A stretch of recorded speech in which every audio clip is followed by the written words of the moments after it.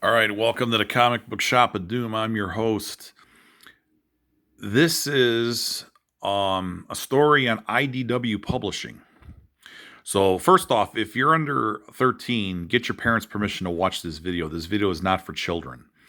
So, what I'm going to do is I'm going to give you my 2 cents on IDW Publishing. They're a comic book publisher. They do a lot of licensed books, and they've had some problems where they tried to become an internet like a Netflix supplier of TV shows, and that's put them in the hole. So this was published the other day. They lost $600,000 in the quarter. IDW Publishing grew sales by $1 million in fiscal quarter two, ending April 30th, but still generated a $600,000 operating loss in the period. The company announced in its Q2 earnings release Monday. The sales increase came despite the Diamond Comic Distributor shutdown in April. IDW said it pivoted to focus on backlist, digital sales, direct-to-consumer sales, foreign sales, and book channels. Sales in the publishing division were 27% to $4.7 million for the quarter and $3.7 million to its FQ2 2019. Losses declined to $600,000 from $1.6 million in a year ago period. One title noted as a source of significant sales increase was the Beauty of Horror coloring book line. The division laid off or furloughed 20% of the staff during the quarter. The majority of them have now been recalled. See what else.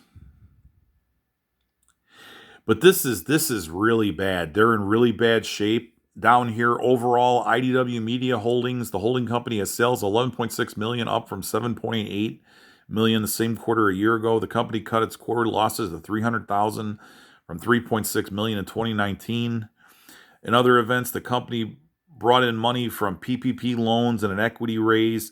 The equity raise was $12.3 million, including a $4 million debt for equity swap with its chairman Howard Jonas. The company brought in $3 million in PPP loans, including a $1.2 million in loans for the publisher and $1.8 million in CTM just before the quarter closed. So basically, the guy that's the publisher of this place has been loaning them money, probably in exchange for stock. But this company's in really, really bad shape. I don't know who would invest in this or loan them money because you always see negative numbers. And I got a friend that does YouTube channel videos. He's another guy. I'll just see CTV. I'll call him that. Him and I have been in contact about this, and he told me that he has friends that work there, and they told him that this is all window dressing, that they're trying to sell the company.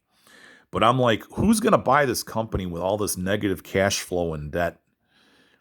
You know, and everything they have is licensed properties. They have a couple original ideas they own, but Netflix canceled 2 of their series, and the other one I think is limping along. So this stuff is rough for investors and everything. So I don't know who would invest in this. You know, if anything you wanted from these guys, you'd be best off if and when they file bankruptcy, just pick it up in bankruptcy court cheap. But then who knows who else would be bidding on it. But yeah, they're losing too much money. So and the other thing was Marvel was testing the waters with having them publish comics for them. And the stuff was selling really bad. So the experiment, they have other publishers publish Marvel Heroes to try to see how it would work. Didn't work. So that's a good thing in a way, because then that halts the shutdown of Marvel Comics in case Disney ever wants to just license out the properties and collect a check. If they don't want to deal with an office, a staff, they don't want to deal with freelancers with the stuff that they're putting on social media that's embarrassing. With their opinions on what's going on, political, racial, any of that, the better thing to do is just license out the books and you get a guaranteed check. But then, you know, what are you going to do then?